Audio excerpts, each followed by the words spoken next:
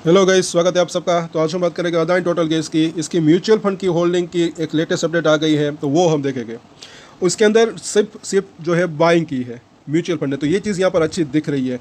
और कई बार मैंने कहा है कि मीडियम टू लॉन्ग टर्म की बात करें तो अब तेज़ी की संभावना रह सकती है, शॉर्ट टर्म में वॉलेटिलिटी रह सकती है, क्योंकि इसका पी रेशियो की अगर बात करें तो पहले हाई था, लेकिन अब ऑलमोस्ट इसके अंदर अच्छी खासी गिरावट आ चुकी है, तो पी रेशियो भी नीचे आ चुका है। तो इसको एक फेयर वैल्यू के आसपास इसको कह सकते हैं। और गिरावट की ज़्यादा संभावना अभी कम दिख रही है। अभी तो यह लग रहा है, भले ही तेज़ी आने में थोड़ा सा वक्त लग सकता है, लेकिन और ज़्यादा गिरावट आने की संभावना यहाँ पर तो कम ही दिख रही है। बाकी अगर मार्केट के अंदर गिरावट ज़्यादा आती है तब बात अलग है। वैसे ये जो इंडिया पाकिस्तान की बात है, तो वो भी मुझे ऐसा लग रहा है कि वो भी एक जो है उसका भी सॉल्यूशन, एक शांति मिल सकती है आगे चलकर, क्योंकि अब बड़े देश भी जो है इसके अंदर शामिल हो सकते हैं। और अब यहाँ पर ज़रा देखिए तो पहले तो ये जो ट्रेंड लाइन थी उसका यहाँ पर अब ये जो है ब्रेकआउट हो सकता है। अब तोड़कर नीचे आया है तो 620 के लेवल के ऊपर नज़र रख सकते हैं। और उसके पहले हम देख लेते हैं म्यूचुअल फंड की बात। और इसको समझने लायक बात है, क्योंकि कुछ लोग नए भी आते हैं। तो देखिए, कई बार मैंने कहा है कि थोड़ा थोड़ा कर कर खरीदना और थोड़ा थोड़ा कर कर बेचना, वो एक अच्छी स्ट्रेटजी रह सकती है। अब देखिए म्यूचुअल फंड कैसे काम करते हैं। तो पहले तो अगर देखें तो अच्छे अच्छे म्यूचुअल फंड ने इसके अंदर इंटरेस्ट दिखाया है। ये मोतीलाल ओसवाल काफ़ी एक बड़ा म्यूचुअल फंड है, और इसको एक होशियार भी कह सकते हैं। इसका रिटर्न भी जो है अगर देखें तो कई स्कीम ने अच्छी खासी रिटर्न दिए है। इनकी कई स्कीमों ने जो है इसके अंदर, यहाँ पर आप देखें, ये 3 हो गए, ये 4 हो गए, इसके अंदर बाइंग की है। तो इंटरेस्ट दिखा रहे हैं, ये इनको कुछ दिख रहा होगा तभी तो ना। क्योंकि यहाँ पर अगर आप देखें कि मार्च महीने से इन्होंने जो है खरीदारी स्टार्ट की, उसके बाद थोड़ी सी खरीदारी इस महीने भी की, मतलब कि अप्रैल महीने में, ये आप देख सकते हैं। वैसे ही अगर बात देखें तो मार्च महीने में और इसने खरीदारी की थी, हल्की सी खरीदारी, फिर इसके अप्रैल महीने में की। और एसबीआई की अगर बात करें, उसकी स्कीम ने भी हल्की सी खरीदारी की। तो ये आप देख सकते हैं क्या कि ये एक साथ नहीं खरीद सकते हैं, लेकिन ये भी अगर बात करें तो थोड़ा थोड़ा करके कई बार ऐसा कर सकते हैं। और बेचने में भी ऐसा हो सकता है। तो इस तरीके से जब ट्रेडिंग करते हैं तो उसमें भी जो हमारी बाइंग कॉस्ट होती है वो नीचे आ सकती है। फॉर एग्जाम्पल, किसी के पास 100 शेयर्स है तो वो 10 से 20 शेयर की अगर बात करें तो उसके अंदर ट्रेडिंग करनी है तो कर सकते हैं। बाकी जिनको होल्डिंग अपनी कंटिन्यू रखनी है तो वो भी रख सकते हैं, जो लॉन्ग टर्म निवेशक है। मुझे ऐसा लग रहा है कि उसका प्राइस भी आ सकता है। तो इन सभी ने जो है इसके अंदर बाइंग की है। और यहाँ तक की अगर बात करें तो ओवरऑल अगर देखें तो बिक वाली होती हुई यहाँ पर तो नहीं दिख रही है। तो ये चीज़ एक तो अच्छा इसका पॉइंट दिख रहा है। तो आने वाला समय इसके लिए ऐसा लग रहा है कि अच्छा रह सकता है। और अब यहाँ पर अगर देखें एफ एंड ओ के अंदर क्या हुआ, तो यहाँ पर भी अभी भी जैसे कि कल हमने बात की थी कि 600 का एक अच्छा सपोर्ट हो सकता है।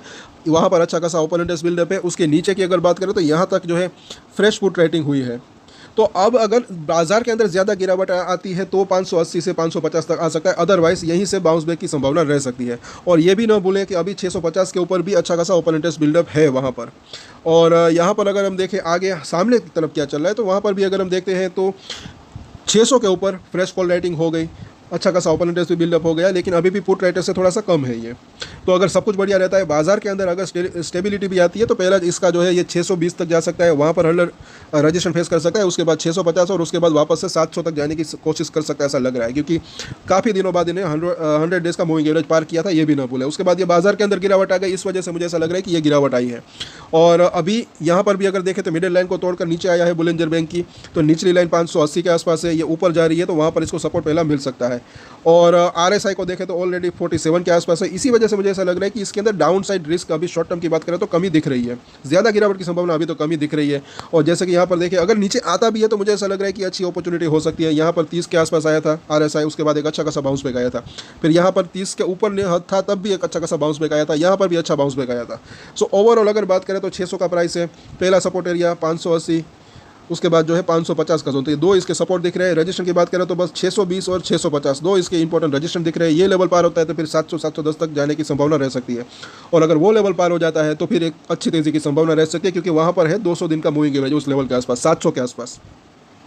अभी फिलहाल यहाँ पर दिख क्या रहा है कि सोमवार की अगर बात करें तो बाजार का सपोर्ट रहता है। तो मुझे ऐसा लग रहा है कि ये ऊपर जाने की कोशिश कर सकता है और 620 तक, और वहाँ उस लेवल को पार कर देता है तो फिर वो स्ट्रेंथ वापस आ सकती है। अदरवाइज नीचे में अभी भी ये 600 620 एक छोटी सी रेंज रह सकती है। और 600 के नीचे जैसे कि आज हमने बात की थी कल के दिन 590 580 वो एक सपोर्ट एरिया हो सकता है।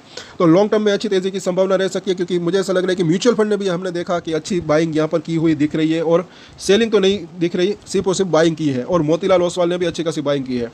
तो उनको भी कुछ दिख रहा होगा। तो आने वाला समय ऐसा लग रहा है कि इसके लिए अच्छा रह सकता है। तो अगर आपकी इसके अंदर होल्डिंग है तो डेली इसके ऊपर F&O के ऊपर और चार्ट के ऊपर चर्चा करते हैं। तो सब्सक्राइब जरूर कर लें हमारे चैनल को, आपको कुछ नया सीखने को मिल सकता है।